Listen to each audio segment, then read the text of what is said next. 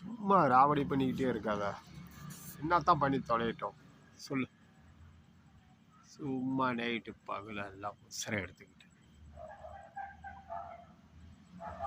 கல்யாணம் ஆயிடுச்சா உங்களுக்கு?